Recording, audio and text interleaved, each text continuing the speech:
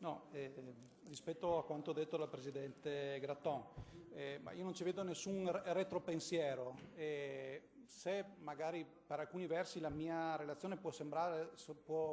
essere sembrata dura, in realtà è una semplice ricostruzione di come si è svolto questo percorso, e come evidenziavo alla fine della mia relazione,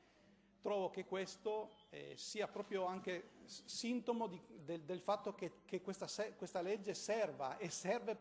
per far crescere non solo nei cittadini, nella popolazione, ma anche nella politica una maggior cultura che porti alla partecipazione e alla condivisione per ricercare il bene comune. Per cui non ci vedo nessun retropensiero. La mia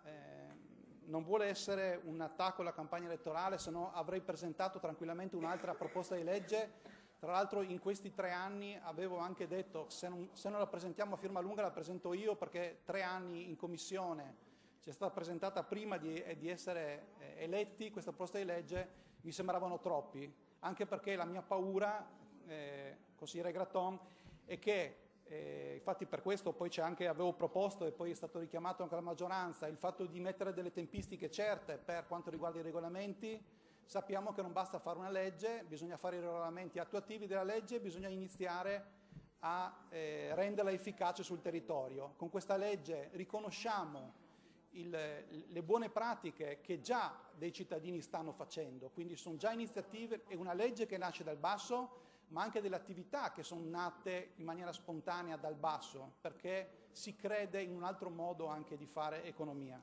Per cui questa cosa qua deve permeare appunto a questa cultura della partecipazione e della difesa del bene comune e dell'essere comunità, deve sempre di più crescere, e anche l'iter, secondo me, che ha seguito questa legge, che poteva essere sicuramente migliore, e l'abbiamo visto anche con altre leggi, penso a quelle del commercio ecosolidale, ma anche quelle sui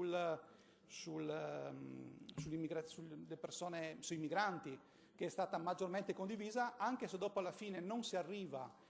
a una soluzione che può essere sempre univoca. Il confronto in commissione, il confronto con il portatore di interesse deve essere fondamentale. Arrivare appunto anche fino a qui in aula a fare le ultime modifiche, o venerdì a trovarsi, e avevo chiesto io che ci approfondisse anche il forum per riuscire a far quadrato, cioè pochi giorni prima di portare in aula, mi sembra che non sia stato il percorso ottimale, solo questo.